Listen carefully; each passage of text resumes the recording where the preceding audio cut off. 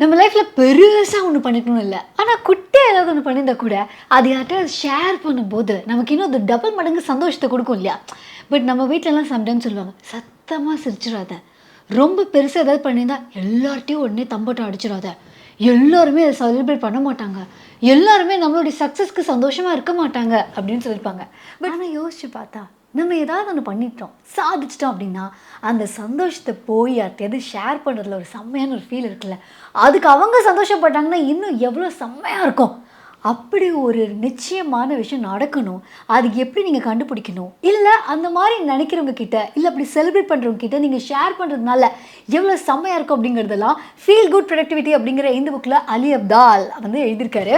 நம்ம லைஃப்பில் எவ்வளோ ப்ரொடக்டிவாக இருந்தால் நம்ம சாதிக்கணும்னு நினைக்கிற விஷயத்தெல்லாம் பண்ண முடியும் அப்படிங்கிறத இந்த புக்கில் எக்ஸ்பிளைன் பண்ணிட்டே இருக்கும்போது அவர் டக்குன்னு என்ன பண்ணிட்டாரு, சரி இவ்வளோ சாதிக்கிறோம்ல, அதை செலிப்ரேட் பண்ண வேணாமா, அதை 4 பேர்கிட்ட போய் சொல்ல வேணாமா, அந்த ஷேரிங்கில் தானே இருக்க ஒரு கிக்கு அப்படின்னு அவர் சொல்லும்போது 4 விதமாக ரெஸ்பான்ஸ் கிடைக்கலாம். நம்ம ஒருத்தங்க கிட்ட ஒரு ஹாப்பியான நியூஸை ஷேர் பண்ணும்போது அந்த 4 விதமான ரெஸ்பான்சஸ் என்ன, அதில் பெட்டரான ரெஸ்பான்ஸ் என்ன அப்படிங்கிறது சொல்லியிருக்காரு. ஸோ ஒன்று, நம்ம சந்தோஷத்தை நம்ம மற்றவங்க கிட்ட ஷேர் பண்ணுறது, இல்லை நம்மக்கிட்ட யாராவது வந்து ஒரு ஹாப்பியான நியூஸ் சொல்லும்போது நம்ம எப்படி ரியாக்ட் பண்ணணும் அப்படிங்கிறது இதில் கற்றுக்கலாம். ஸோ இது என்ன மாதிரி ரெஸ்பான்ஸ், ஒன்று ஆக்டிவ் ரெஸ்பான்ஸ், இன்னொன்று பாசிவ் ரெஸ்பான்ஸ். ஆனால் கன்ஸ்ட்ரக்டிவ் ரெஸ்பான்ஸ்னு ஒன்று இருக்குது, டிஸ்ட்ரக்டிவ் ரெஸ்பான்ஸ்னு இருக்குது. Active constructive, active destructive, passive constructive, positive destructive, இந்த மாதிரிலாம் சொல்லிட்டு அவர் 4 விதமான ரெஸ்பான்ஸ் இருக்காரு. ரொம்ப ஈஸியான விஷயம் தான். இப்போ அவங்க ஆக்டிவாக ரெஸ்பாண்ட் பண்ணுறாங்களா இல்லை பாசிவாக ரெஸ்பாண்ட் பண்ணுறாங்களாங்கிறது ஒரு பக்கம். இன்னொரு பக்கம் அந்த ஆக்டிவாக ரெஸ்பாண்ட் பண்ணுறதுலே கன்ஸ்ட்ரக்டிவாக பண்ணுறாங்களா இல்லை டிஸ்ட்ரக்டிவாக பண்ணுறாங்களா. எக்ஸாம்பிளுக்கு லெட்ஸ் சே நான் சொல்கிறேன் இந்த மாதிரி, ஹே நான் வந்து ஒரு ஜிம் பார்த்தேன், அந்த ஜிம்மில் நான் போய் ட்ரெயினரை பார்த்தேன், அவங்களுடைய ஃபுல் என்ன சொல்ல இன்டீரியர்ஸ் எல்லாம் பார்த்தேன், ஐ ஃபீல் இங்கே போனால் நான் வந்து பயங்கரமாக ஒர்க் அவுட் பண்ணுவேன்னு எனக்கு தோணுது. இப்படி சொன்ன உடனே ஒருத்தவங்க சொல்லுவாங்க, சூப்பர், இந்த ரியாக்ஷனுக்காகவா நான் இவ்வளோ பெரிய டயலாக் பேசினேன் அப்படின்னு நமக்கு இருக்கும்.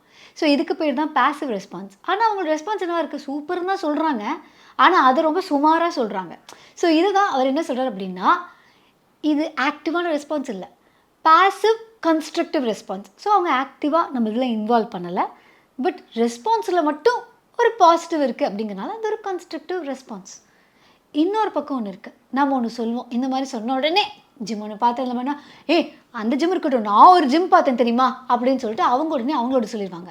ஸோ இது ஆக்டிவான ரெஸ்பான்ஸ் தான், ஏன்னா சொன்ன உடனேவே அவங்களும் அதில் இன்வால்வ் ஆகிட்டாங்க. பட் அது நமக்கு பிரயோஜனம் இல்லை, ஏன்னா அவங்க நம்மளோட ஜிம்மை பற்றி கவலைப்படல, நம்ம கோல்ஸை பற்றி அவங்க வந்து இன்வால்வ் ஆகிக்கல, அவங்க அவங்களோட ஜிம்மை பற்றி பேச ஆரம்பிச்சிட்டாங்க.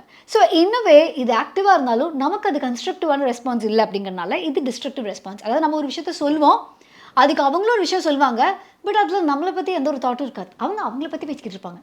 ஸோ ஆக்டிவாக இன்வால்மெண்ட் இருக்கும், ஆனால் நமக்கு அதில் ஒரு பைசா பிரயோஜனம் இல்லை. அதுதான் செகண்ட் ஒன்.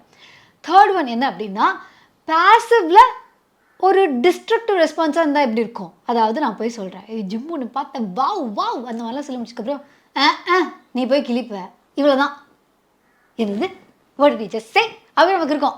ஏன்னா இப்படி ஒரு விஷயம் சொல்லியிருக்கேன், இதுக்கான ரெஸ்பான்ஸ் முதல்ல இது இல்லை, அப்படின்னு சொல்லிட்டு போகிறது ஒரு ரெஸ்பான்ஸ் இல்லை. அதையும் தாண்டி சரி நான் சொன்னாங்க, ஆனால் ஏதாவது பாசிட்டிவாக சொல்லணும்னு பார்த்தா கிளிப்ப, நீ இந்த மாதிரி தான் 10 ஜிம்முக்கு ஜாயின் பண்ண, ஏதாவது ஒரு ஜிம்மில் ஜாயின் பண்ண காசுக்கு அப்புறம் ஒரு நாள் போயிருப்பியா, அந்த மாதிரி அவங்க சொல்லும்போது நமக்கு எப்படி இருக்கும், ரொம்ப கஷ்டமாக இருக்கும்ல. ஸோ இது வந்து டிஸ்ட்ரக்டிவாகவும் இருக்குது, பாசிட்டிவாகவும் இல்லை, ஆக்டிவாகவும் இல்லை. அப்படிங்கும்போது பாசிவ் டிஸ்ட்ரக்டிவ் அப்படின்னு சொல்லிட்டாங்க. இருக்கிறதுலே பெஸ்ட் ரெஸ்பான்ஸ் என்ன தெரியுமா, ஆக்டிவ் கன்ஸ்ட்ரக்டிவ். ஸோ பார்த்து அவங்க நம்மக்கிட்ட ஒரு ஹாப்பி நியூஸ் சொல்கிறாங்க, இல்லை நம்ம ஒருத்தங்கிட்ட ஹாப்பியான ஒரு நியூஸ் சொல்கிறோம் அப்படிங்கும்போது வாவ் சூப்பர் அதோடு நிறுத்தாமல் வாவ்லே I am happy only, but அதுக்கப்புறம் வாவ் சூப்பர், நீ ரொம்ப நாளாக தேடிட்டு இருந்தால ஒரு நல்ல ஜிம் போடணும், நல்ல ஜிம் மட்டும் கிடச்சா நீ கண்டிப்பாக ஒர்க் அவுட் பண்ணிடுவேன், ஆசம், நாளைக்கே ஆரம்பிக்கிறியா இல்லை இன்றைக்கே ஆரம்பிக்கிறியா, அந்த மாதிரி கேட்டு நம்ம வந்து ஏன்னா நம்மளை விட இதில் ரொம்ப இன்வால்வாக இருக்காங்க அப்படிங்கிற எனக்கு தோணும்ல. ஸோ இதான் இருக்கிறதுல பெஸ்ட் ரெஸ்பான்ஸ் அப்படிங்கிறாங்க. ஸோ ஆக்டிவ் கன்ஸ்ட்ரக்டிவ் ரெஸ்பான்ஸ் எப்படி இருக்குன்னா, ஒன்று நீங்கள் அவங்களோட சந்தோஷத்தை செலிப்ரேட் பண்ணுற அதே மூடில், கன்ஸ்ட்ரக்டிவ் மூடில் இருக்கீங்க. அதை எக்ஸ்ப்ரெஸும் பண்ணுறீங்க. ஸோ அதுதான் ஆக்டிவ் கன்ஸ்ட்ரக்டிவ் ரெஸ்பான்ஸ். இது நம்ம சின்ன குழந்தையில நம்ம ஏதாவது ட்ராயிங்லாம் வரைஞ்சி காமிக்கும் போது நம்ம வீட்டில் சூப்பர் அப்படின்ட்டு நம்ம இக்னோர் பண்ணிட்டு போயிடுவாங்க. ஓகேவா? நம்ம வந்து அதுக்கே நமக்கு ஒரு ஷீல்டு கிடைச்ச மாதிரி இருக்கும். சூப்பர், நமக்கு ஸ்டார்லாம் கிடைக்குதுன்னு. பட் சம்வேர் அவங்க வந்து, ஹே நல்லா வரைஞ்சிருக்கியே, எதை பார்த்து வரைஞ்ச, எங்கே பார்த்த, வேறு யார் வரைஞ்சா, உனக்கு வரையணும் அவ்வளோ பிடிக்குமா, உனக்கு என்ன கலர் பிடிக்கும், நீ இன்னும் நிறைய வரையணுன்னா என்ன பண்ணலாம், இந்த மாதிரி ஒருத்தங்க இன்வால்வ் ஆகுறாங்க. நம்ம இன்னும் எவ்வளோ பெருசாக டெவலப் ஆகும். ஸோ இவர் என்ன சொல்லியிருப்பார் அப்படின்னா, இப்போ இருக்கிற காலகட்டத்தில் இவ்வளோ டிஸ்ட்ராக்ஷனில் நம்ம ஒரு விஷயத்த செய்யணும்னு ஆசைப்பட்டு அதை செய்யறதுங்கிறதே ஒரு பெரிய செலிப்ரேட்டரி விஷயம் அப்படிங்கும்போது, அதை ஷேர் பண்ணும்போது நம்மக்கிட்ட ஒரு வேளை ஆக்டிவாக, சப்போர்ட்டிவாக, கன்ஸ்ட்ரக்டிவாக ரெஸ்பாண்ட் பண்ணக்கூடிய பீப்புள் இருந்தாங்க அப்படின்னா, நம்ம அந்த மாதிரி இன்னும் நிறைய விஷயங்களை மோட்டிவேட்டடாக பண்ணுவோம் அப்படின்னு சொல்கிறாங்க.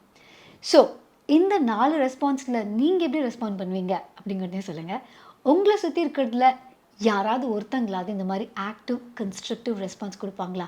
ஹூ இஸ் யுவர் இன்ஃப்ளூயன்சர் அப்படிங்கிறதையும் காமெண்ட் பண்ணுங்கள். இந்த புக்கில் இது தாண்டி நிறையா இருக்குது. இது வந்து ஒரு 2 பேஜில் தான் சொல்லியிருப்பாங்க. But I really loved it. So if you want to pick up the entire book and read அப்படின்னா கீழே இருக்குது இந்த லிங்க்கை கிளிக் பண்ணி இந்த புக்கை நீங்கள் வாங்கி படிக்கலாம். Pick up this book and read. It is one of the best self help books ever. And இதே மாதிரி நிறைய செல்ஃப் ஹெல்ப் புக் பற்றி நான் ஆல்ரெடி வந்து ரிவ்யூ பண்ணியிருக்கேன். ஒவ்வொரு இதுலேயும் உங்களுக்கு ஏதாவது குட்டி குட்டி விஷயம் பிடிக்கலாம். ஏன்னா அவரே வந்து நிறைய அந்த மாதிரி புக்ஸ்லாம் படிச்சுட்டு அப்புறமா தான் இந்த புக்கையும் எழுதியிருக்காரு. So if you want to listen to any of the book reviews, நீங்கள் ஐதர் நம்ம புக் ஷோ யூடியூப் சேனலில் போய் எக்ஸ்ப்ளோர் பண்ணுங்கள், ஆர் த புக் ஷோடைய பாட்காஸ்ட் எல்லா ஆடியோ ஸ்ட்ரீமிங் பிளாட்ஃபார்ம்ஸ்லேயும் அவைலபிளாக இருக்குது. ஸோ நீங்கள் Spotify, Jio Saavn, Apple podcast, Google பாட்காஸ்ட்னு எந்த ஒரு ஆடியோ ஸ்ட்ரீமிங் பிளாட்ஃபார்மாக இருந்தாலும் அதில் த புக் ஷோ பாட்காஸ்ட்டை ஓப்பன் பண்ணி நீங்கள் பார்த்தீங்கன்னா என்னுடைய அந்த கேர்லி மண்டையெல்லாம் தெரியாமல் கண்டென்ட்டை மட்டும் நீங்கள் கேட்கலாம். ஓகே, பாய். ஸோ அலி அப்தால் அப்படிங்கிற இவர் வந்து ஒரு யூடியூபர் ப்ளஸ் வந்து ஒரு மெடிக்கல் ஸ்டூடெண்ட்டாக இருந்திருக்காரு. And he was also a practising doctor. ஒருவேளை if you are feeling good அப்படின்னா நம்ம நிஜமாவே ப்ரொடக்டிவாக இருப்போம். ஸோ பிடிச்ச வேலையை பண்ணும்போதே இது ஃபீல் ஆகுது அப்படின்னா வாட் இஸ் த பாயிண்ட்? நிஜமாவே நம்ம ப்ரொடக்டிவிட்டியை பூஸ்ட் பண்ணக்கூடிய ஒரு புக் தான் ஃபீல் குட் ப்ரொடக்டிவிட்டி.